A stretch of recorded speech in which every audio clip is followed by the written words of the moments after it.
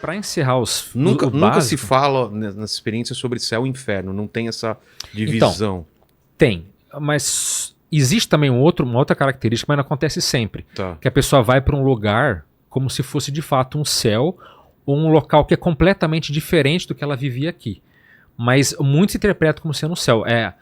A grama tem uma luminosidade, Tá. há pessoas que ela conhece. Aquele filme do Robin Williams, Amor Além da Vida, Isso. acho, bem antigo, lembra? Bem antigo, ótimo filme. É tipo aquilo ali. Tá. Você vai num ambiente que você pode até se mesclar com aquele ambiente. Você pode mudar aquele ambiente. Só que não existe um céu. Aí entram vários pontos que a Kemi pode elucidar sobre como é a vida após a morte. Não é um céu igual para todo mundo? Não. Existem, na verdade, milhares de locais que a gente encontra nessas experiências de quase morte. Cada uma delas depende do padrão da pessoa, quer dizer, dos gostos dela, do nível de maturidade que ela tem. A gente pode entrar nesse ponto mais pra frente, mas assim, existe também essa entrada nesse local, chamaria-se céu. E um ponto que não acontece com todo mundo, para fechar aqui o que é o básico do EQM, é a pessoa ter ou não a opção dela voltar para a vida.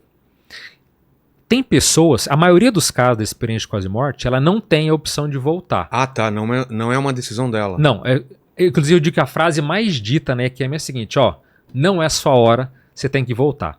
Aí a pessoa lá, sentindo um êxtase maravilhoso, encontrando com aquele parente que ele fala, não vou voltar. Ela fica ali relutante quando ela vê ela tá no corpo dela de novo. Mas tem casos que a pessoa pode escolher, você quer voltar ou você quer ficar. E se ela escolher não voltar para a vida humana, ela não tá tirando a própria vida. Sim, não é uma... Até eu vi um pecado, termo, né? até eu vi um termo bem legal, o famoso arrasta para cima. Achei legal abreviar a vida. Deu uma arrasta para cima. E aí a pessoa ela pode escolher e não tá tudo certo. Qualquer escolha que ela fizer, quer voltar, tá tudo certo. Quer ficar aqui com a gente, tá tudo certo. E tem também Mas o só a contrário, minoria. a pessoa quer voltar e não pode voltar? Só eu não quero voltar e a pessoa, não, você morreu. Não. Aí que é legal o seu comentário, Vilar, pelo seguinte, porque a experiência de quase morte, ela é um fenômeno, primeiro, ela é universal. O que é universal? Não importa a raça, não importa a crença. O gênero, a época, nada. Todo mundo pode ter uma experiência de quase morte.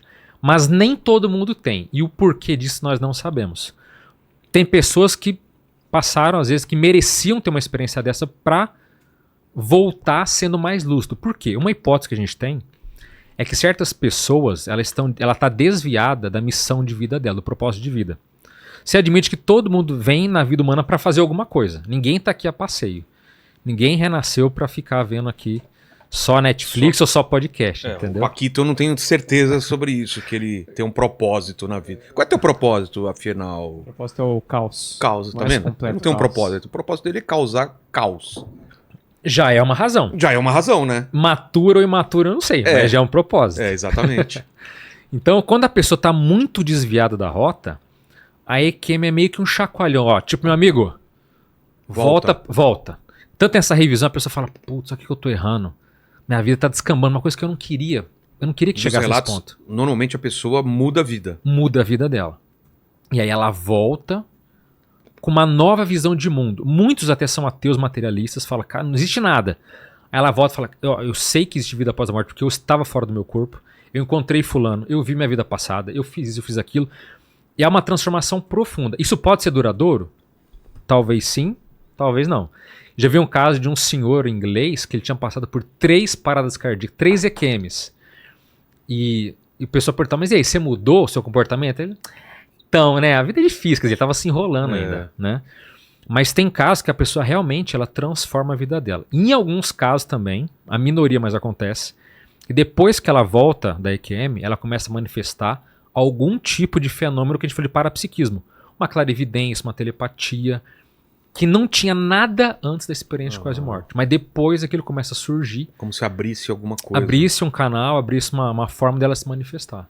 Então pessoas voltam transformadas pelo que elas vivenciaram e pelo que elas puderam, vamos dizer assim, entender que a vida dela estava errada. Mas como eu falei, nem todo mundo tem oportunidade de passar por uma EQM. Pessoas maravilhosas às vezes acabam não tendo isso. Agora, detalhe. Alguém pode falar assim, então EQM é uma experiência sempre boa? Não necessariamente. Existe uma minoria que não se sabe o percentual de pessoas que passam para a chamada EQM negativa. Que existem 2 tipos de EQM negativa. Primeira delas, a pessoa se vê numa espécie de dimensão do nada.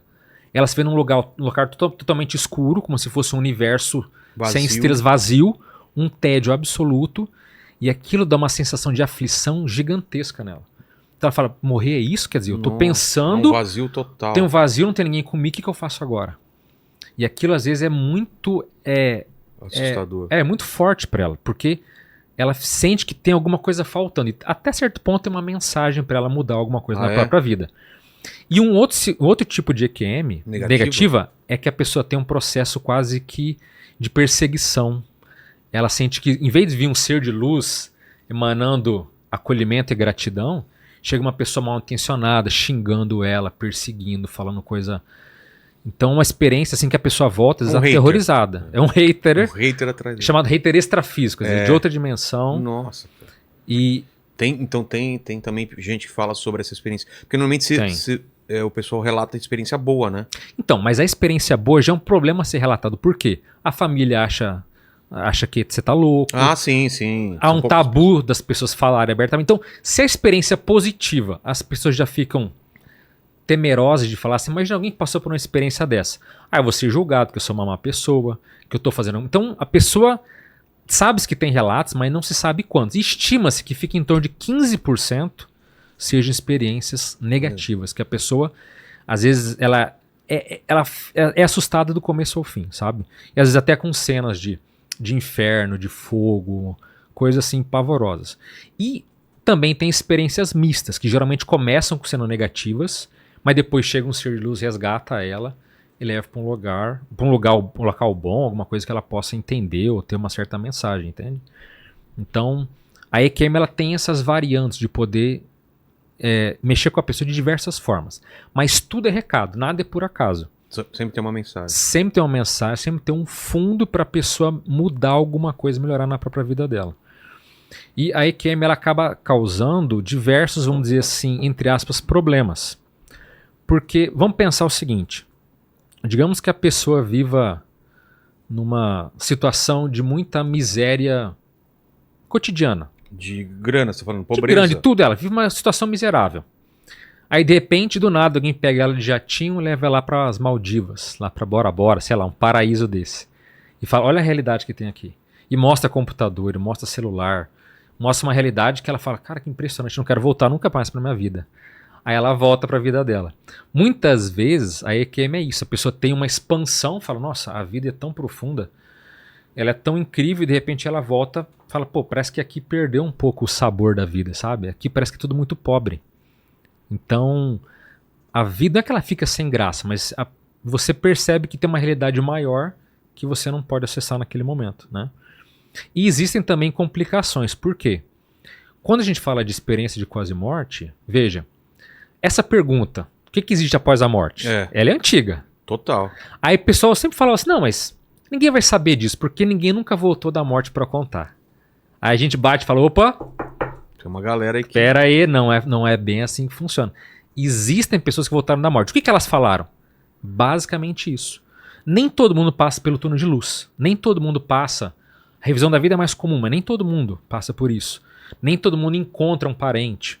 Mas só o fato da pessoa sair fora do corpo, ter uma experiência transcendente, isso já muda completamente a noção do que ela tem da realidade. E alguém pode pensar, mas não é sonho?